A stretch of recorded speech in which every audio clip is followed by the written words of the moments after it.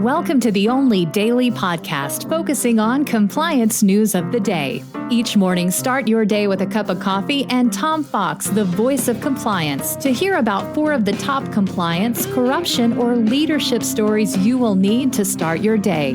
The Daily Compliance News is a production of the Compliance Podcast Network.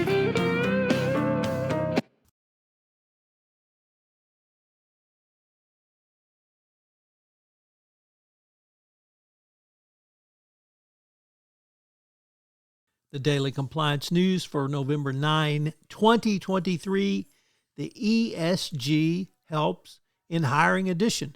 And we begin with that story from the Financial Times, which reports that companies which have a robust ESG and sustainability program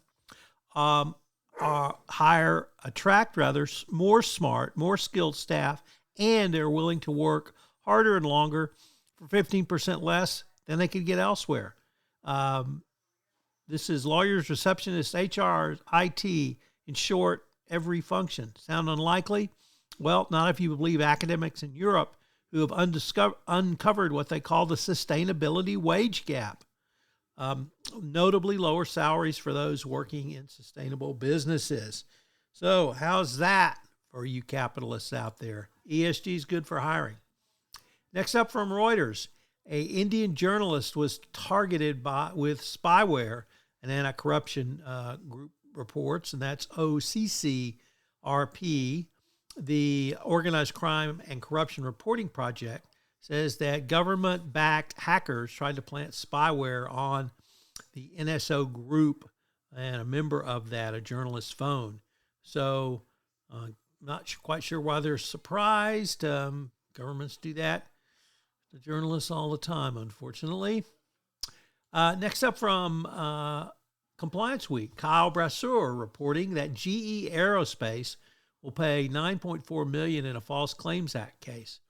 The company admitted one of its Massachusetts-based manufacturing plants occasionally did not conduct required parts inspections and sold engines containing parts that did not meet certain required specifications to U.S. military customers. The activities occurred between July 2012 and December 2019, and the attendant fine and penalty levied, nearly 5.4, was restitution. The company received credit for disclosure, cooperation, and remediation.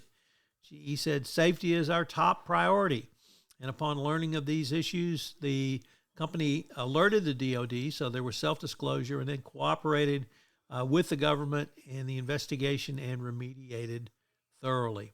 Our final story comes to us today from the Wall Street Journal, Risk and Compliance Journal. David Smagala reporting that the UK government has sanctioned 29 individuals and entities operating and supporting Russia's gold and oil sectors in an effort to cut off revenue streams of its funding of the Ukraine war. So as more sanctions are levied, the Russians get trickier and trickier, much like Tricky Dick, and move things around. And this is in response to their trickiness.